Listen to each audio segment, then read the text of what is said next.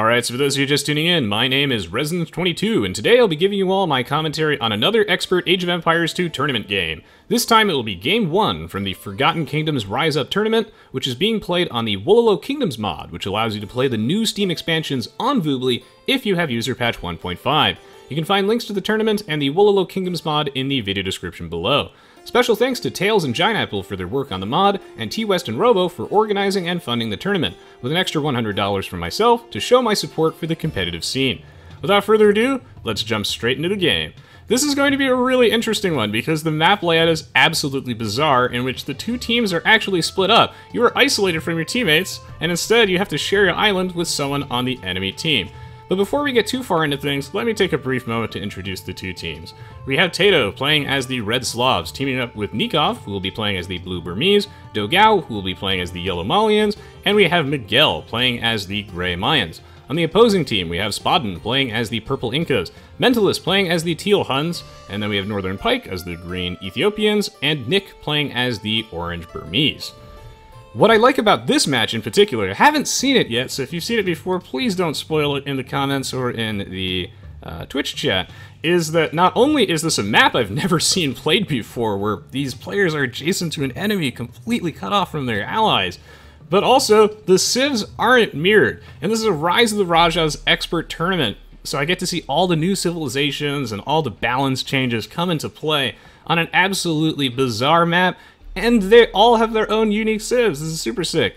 This is being played on patch 5.4 though, and not 5.5, so the Magyars don't have all their fancy buffs and the Indians don't have their nerfs, for example, but otherwise though the balance is generally the same, and I am looking forward to this game already. You can kind of imagine how this would play out as 4 consecutive 1v1s if I had to take a guess, and that's just because getting control of these islands is super important, and it's going to be really difficult for you to actually help out your teammates because you're not actually connected to them via land. But one interesting balance change in the Forgotten expansions was actually the reduced cost of transport ships, I think to like 125 wood or something like that, and they're also available in the Dark Age, so sending help will be still a huge resource investment, but it won't be as big as it normally would be in the Conquerors. I mean, you're going to build a dock anyway, right? There's enough fish on this map that I think that everyone's going to build a dock regardless, so 125 wood.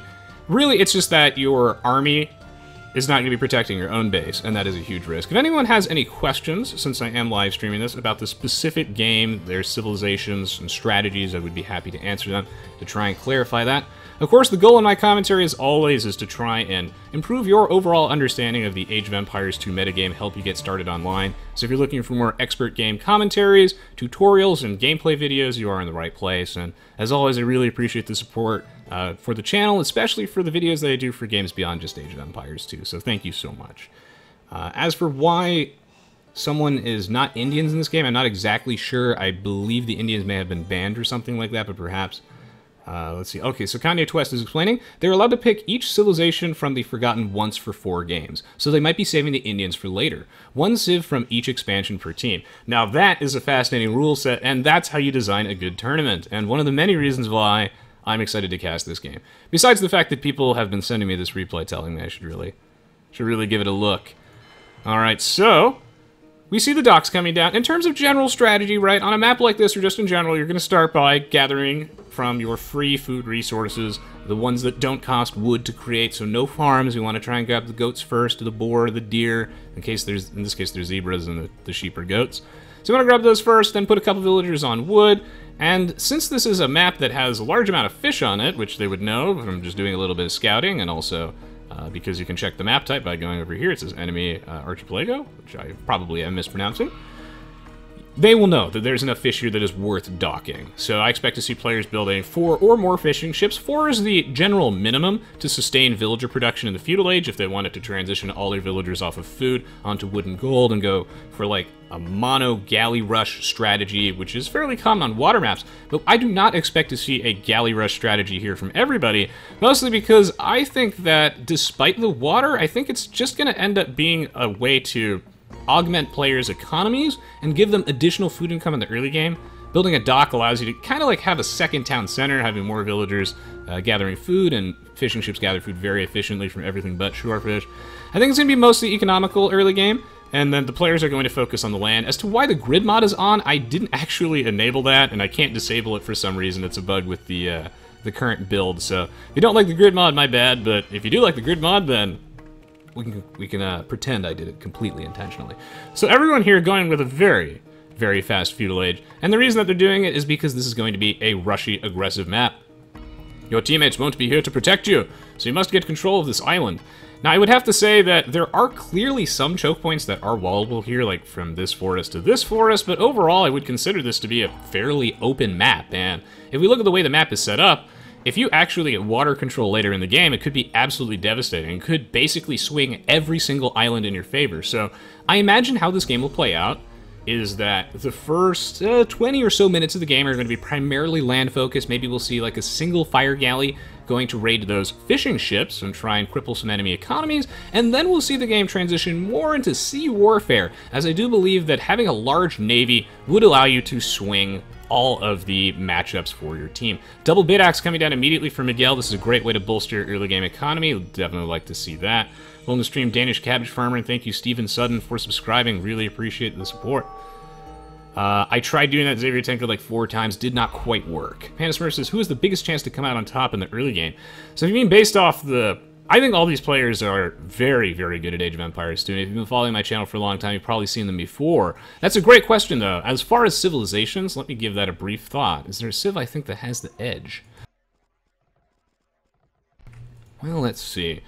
So Slavs, decent early game, but there are no farms that come into play at this point, so Burmese with the free double bid axe is pretty solid, and they do have the ability to go for some kind of really powerful drush with the +1 attack that they get in the feudal age for all of their infantry units. It's pretty snazzy. Malians have a fantastic early game with the cheaper buildings, which does save you quite a bit of wood. Doesn't apply to farms anymore, though, thank God. That was really strong. And the free gold mining as well means that you don't have to commit as many villagers to gold. Looks like a little bit of spearman rush coming down from Nick, and that's because he's getting tower rushed by Dogao. Out of all these civs, I mean, the Huns have a really strong early game. Ethiopians have an insanely strong early game, too, because they get 100 food and 100 gold every time they advance to the next age. Nick is trying to get some raiding done with his spearmen. I think the only reason he's doing that is because he didn't have enough wood to build an archer range and actually make something that can really do some economic damage. And he's being tower rushed right now, so he wants to try and trade damage as much as he can. Yeah, towers are going to be the dominant strategy choice, it looks like, on both sides. Players just trying to field out some sort of early game military units. One of the best ways to deal with the tower rush is to actually just go straight to your opponent, because your opponent is forfeiting all sorts of defense by going forward with his towers. So you just simply waltz into his base, and he probably won't have any military buildings or much of an economy really to defend himself, which is why we see all these players trying to get some raiding in. In fact, it looks like Spaden even grabbing that men-at-arms upgrade. A little bit of a stalemate in the middle of the map as Miguel has a wall off, but really, Dogao, I mean, he's getting pushed back here too, right? Because Nick is also reacting in the other correct way, which is by building your own defensive towers as a way to repel the enemy. You kind of create like a zone of denial, so anything within the 8 range of this watchtower, Dogao will not be able to build another one. So that's how you kind of restrict the movement of those villagers. That's one of the main drawbacks of the strategy. Meanwhile, we see across the map, a couple players here, Nicov and Northern Pike, do have some fire galleys patrolling around looking to pick off some fishing ships, which will be very detrimental to people's economies if they end up losing any of them.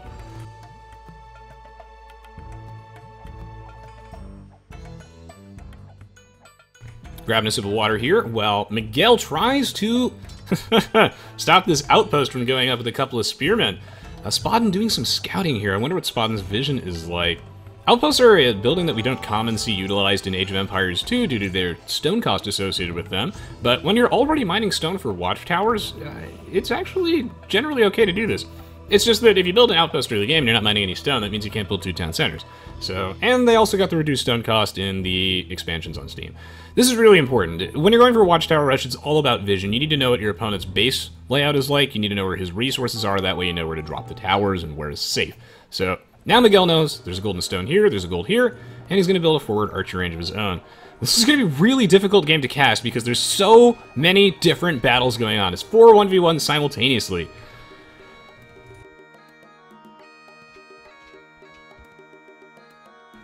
And despite there being no Celts in this game, we do get our Scottish bagpipe music. I'm also playing with one of the mods on Voobly. It's like the WololoKingdoms Architecture Showcase mod, which T-West actually linked to me on Discord. So what that does is it gives this new unique architecture set to all of the new civilizations. Let me know what you think in the video comments below or in the Twitch chat. I don't plan on using it regularly unless there's like overwhelming positive support for it, but I felt like it was just an interesting mod to showcase something to mix things up a little bit. So, who's in the Castle Age right now? Looks like TaToH and Northern Pike are our first two players in the Castle Age, and Nick! What is Nick doing? Going to run straight underneath that town center, and 2 watchtowers, losing all of his archers. Absolute disaster, and great defense here by Dogao. When I said one of the best ways to deal with a tower rush is to go offensive on your opponent and try and keep him pinned down in your own base with watchtowers, that does not involve running underneath the enemy town center. Early game rushes revolve heavily around avoiding that enemy town center and using your buildings and units to kind of create a choke point, funneling things underneath the town center, because it's so deadly early game until you get to the Castle Age and you have things like knights, battering rams, and mangonels. It's just a huge nuisance to deal with. And also buildings are quite difficult to deal with in the early stages as well. Now Spaden has a couple skirmishers here, but is severely outnumbered, having taken a lot of damage from that watchtower with the garrison villagers inside to fire additional arrows. Spaden trying to camp the base of this tower to prevent these archers from sitting at the base of them, because watchtowers do have minimum range. So do skirmishers, actually. So if you park your archers right underneath, adjacent to that watchtower, they don't get to shoot at them. And then this gives Miguel a perfect opportunity to sneak in his villagers and have them take down this watchtower. And villagers have a very large attack bonus versus watchtowers and building, so we'll be able to take this down. This is an absolute disaster here for Spaden, and a great play by Miguel, recognizing that opportunity to sneak his villagers in and remove the base of this tower. That's oftentimes why we see players building like palisade walls and houses alongside the edges of their watchtowers. We even see that in Age of Mythology as just a way to try and prevent your opponent from actually surrounding it with villagers. Welcome to the stream, Unknown20. Today I'm casting some Rise of the Rajas expert tournament games. Voobly even has animated water now. What the hell? It's crazy.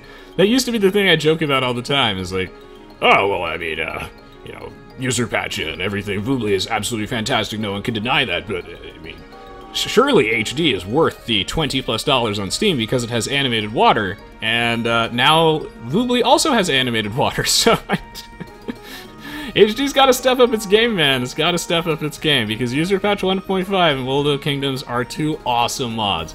Now, the fire ship upgrade down for Northern Pike. The Ethiopians are a very power spike oriented civilization, and Age of Empires 2 is a very power spike oriented game. Getting to the Castle Age, having that tech lead is great, and the Ethiopians have the tools to leverage that better than almost any other civilization because of that extra 100 food and 100 gold every time they advance to the ages. Snag that fire ship upgrade immediately, put on some pressure, and right now there's pressure all over the map. This is actually going to be the hardest game to cast I think I've ever had to cast, considering that it's 4 1-on-1s at once. Mentalist putting a bunch of units inside his transport ship, and now some Rise of the Rajas music in the background. I do have to play this as a loop, so pretty soon I'll loop back to Age of Kings. But yes, new Rise of the Rajas music. Thank you so much for Bricks for subscribing. Steven says this is a weird but cool map. I agree. I have not seen this map yet, and I am absolutely loving it so far, and I hope you guys are enjoying it too. If you are, please do share it around. Helps out quite a bit. So, as I kind of suspected, the early game is very much land-oriented, super aggressive archer play. These players are putting a lot of emphasis on the archer units because they don't cost food, so it doesn't slow down your Castle Age timing as much as, say, heavily committing to scouts.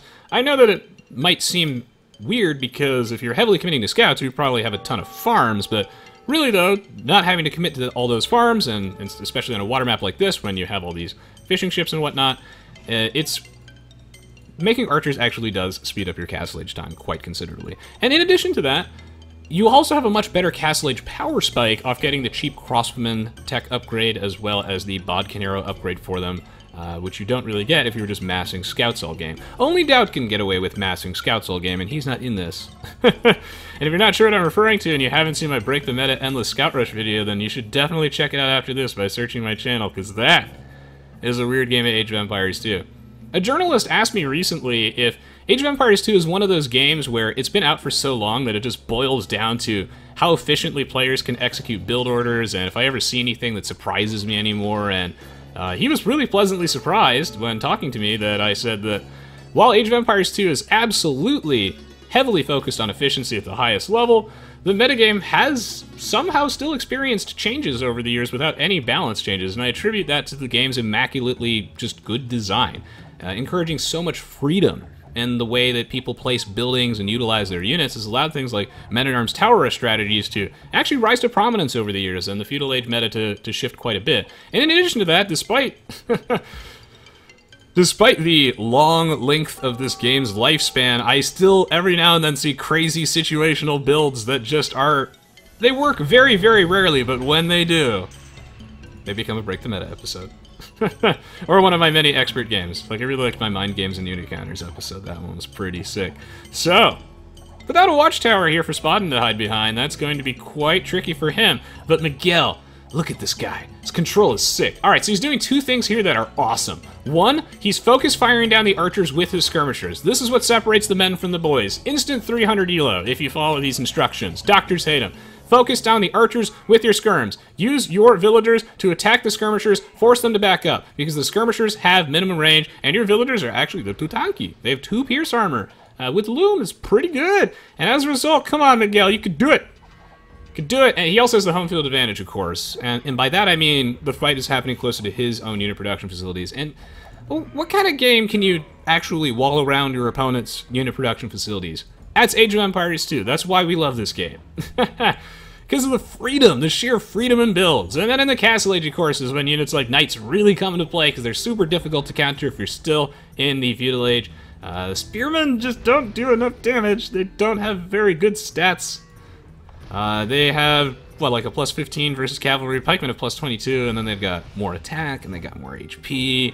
But really, though, when you're dealing with Knights, you generally want to use monks, just because it's a huge resource swing, and the monk is range and the knight is melee. Or you want to use camels. Pikemen can be a little slow to get out because you got to get the upgrade first, and the pikemen themselves don't apply that much offensive pressure. But damn, this game is cool with its system of like soft unit counters and just the sheer diversity in builds that we see. Ooh, some careful mangonel shots being fired back and forth. This is another thing that keeps this game interesting. The metagame constantly evolving, but also has heavy emphasis on efficiency, is the mangonel unit as a comeback mechanic and just the way the counter system is set up. Good mangonel shots can just swing games. If you get a good mangonel shot, you can claw your way back by potentially trading 1 mangonel for like 20 crossbowmen. So in this case, it's much better to make the counter units in Age of Empires 2 than simply to mirror your opponent. So Gragas' Rise of Oz music is pretty cool. I agree. I think Mentalist did a great job. Let me see if I missed any questions. Jacob asks, how's your day? My day so far has been mostly preparing for today's live stream to go hang out with you guys. So my day is based off how much you're all enjoying my commentary. I've been having a blast so far, and I hope you all have been too. But besides that, haven't really done too much today.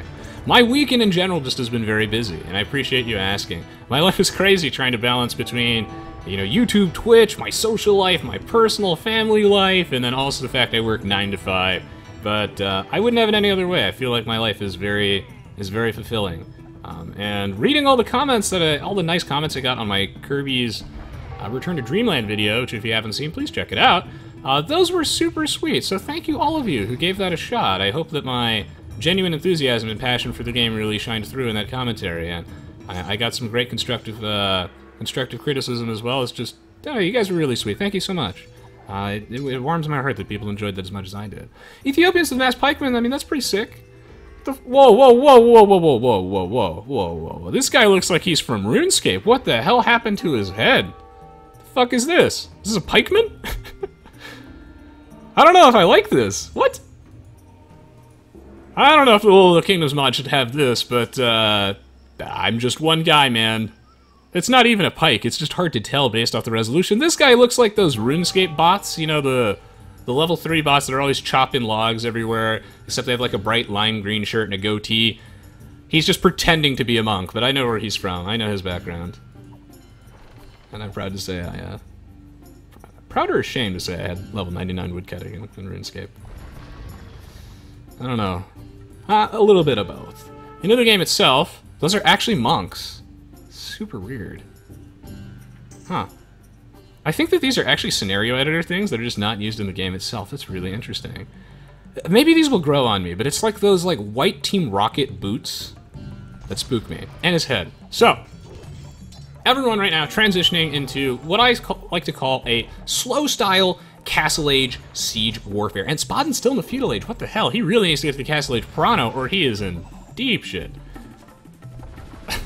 don't know how he's going to defend against the Castle Age. I mean, his one saving grace of the Miguel is like no upgrades, but when I say transitioning to this slow style Castle Age siege push, it's very heavily mangonel oriented with things like monks and whatnot. And the reason that this strategy works so well on a map like this is because the rush distance is so short. This is a concept that I cover in my video, Age of Empires 2, when to rush distance, etc. This is an expert game. That one I think is really, really worth watching too. Because in that case, it's the lack of information that actually changes the game. But here's the rush distance. It's really short, right? So it's gonna...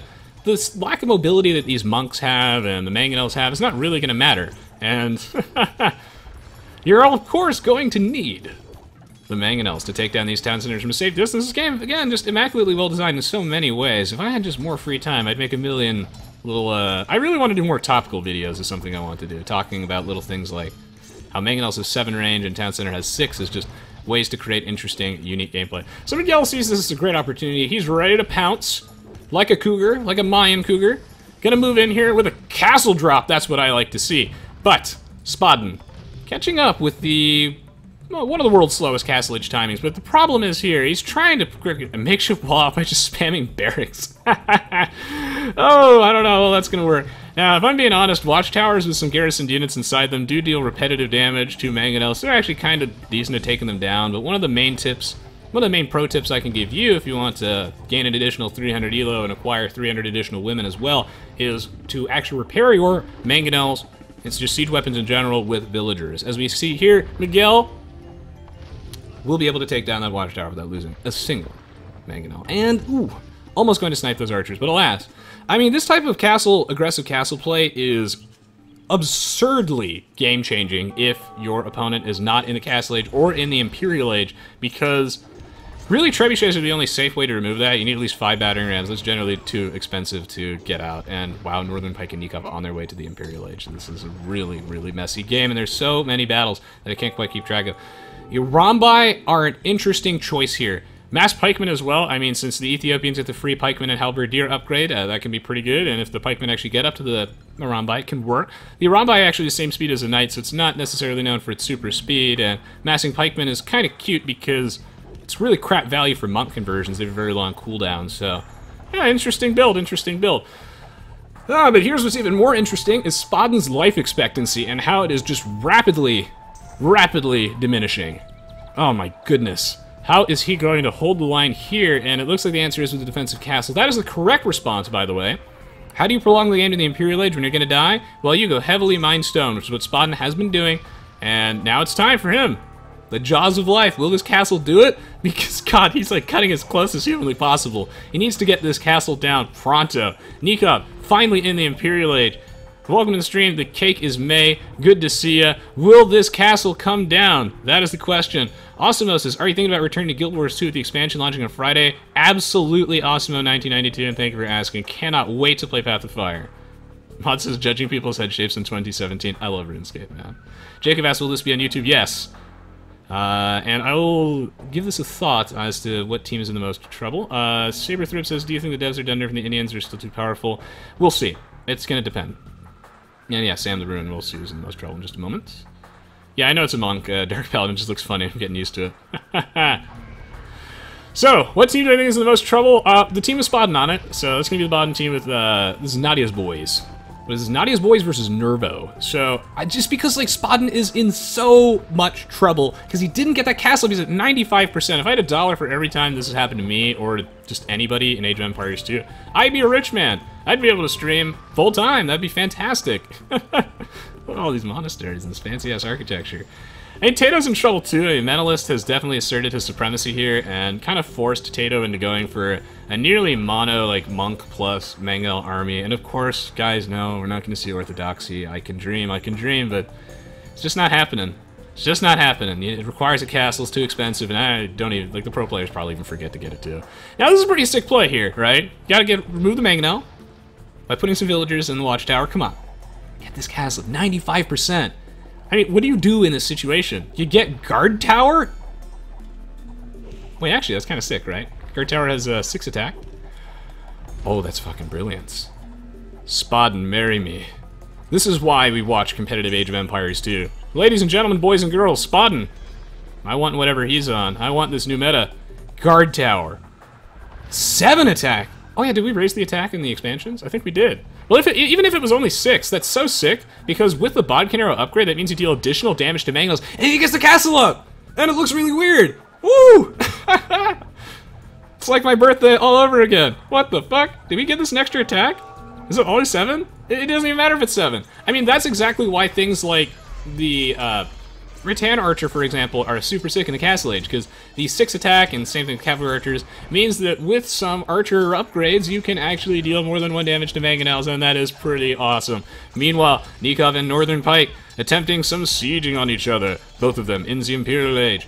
The Arambai, now this is the type of situation you want to use Arambai in. They are excellent in close combat, despite being a ranged unit. This unit has piss poor accuracy. The normal Arambai is 25%, the elite Arambai is 35%. It's ass. Think of this as like the world's most exaggerated conquistador. I'm surprised how different this unit feels from a conquistador, despite it seeming like it would just be the poor man's conch, but it's not. It's a major credit decision there. It's really interesting. This thing is really good at taking out infantry units with shitty armor and low HP, so halberdiers. Unless the halberdiers actually touch you. But the Arambai, the thing is this accuracy mechanics in Age of Empires 2, if you actually miss your shot and it hits something else, because the projectile like sways a little bit, flags aren't connected, that's going to give me some OCD, then that means that it deals 50% damage to whatever else it hits, so that's also pretty cool. And that means that the Arambai are very good against clumped up units, so if you want to take down the Arambai unit, try and spread out your units a little bit, because they kind of have a pseudo-area of effect type thing. I love to see the Burmese monks being utilized here with the 50% reduced cost on monastery text is pretty nice. He's got block printing, which gives him an extra 3 range, and he's got sanctity, I'm assuming alongside a laundry list of upgrades. Ballistic's very important for ranged units. There's a lot of upgrades coming out. This match is impossible to cast. I haven't even been able to look at the bottom side of the map at all. Meanwhile, Dogao moving out with the Malians Arbalest. They do not get Bracer. I think that's quite bad, and a huge nerf to the Malians. Back in my day, they used to have Bracer. They don't anymore, for good reason. Because this civ, with the reduced wood cost on buildings and their free gold mining and gold shaft mining, naturally encourages you to make archers and arbalest and just win the game like that. And thank God they don't have Bracer, because otherwise they would have some of the best trash units in the game, especially back when they had halberdiers, and it'd just be too much. Should you still make arbalest without Bracer? I think the answer is yes, but it's not something you can commit to long term. Meanwhile, TaToH in the Castle Age, but Mentalist is in the Imperial Age, and he's really going in for the kill here. Great to see him utilizing these monks. I mean, I feel like, I know he's not getting amazing conversion value out of them because the Huns just have crap monks, but I think that the healing capabilities of monks are just kind of underrated in general when you have these bulky units like knights, particularly knights. And yeah, again, he can threaten to convert some of TaToH's own knights as well. I just think this is pretty nice. And the mass pikeman coming out from TaToH, he's trying his best to hold on. Meanwhile, on the bottom side of the map, I mean, Spaden's pretty dead too. What a messy game of Age of Empires 2. I gotta take a breather, man, or I'm not gonna be able to survive this entire game. Hudexes, why did you mention the flags? I'm sorry, guys.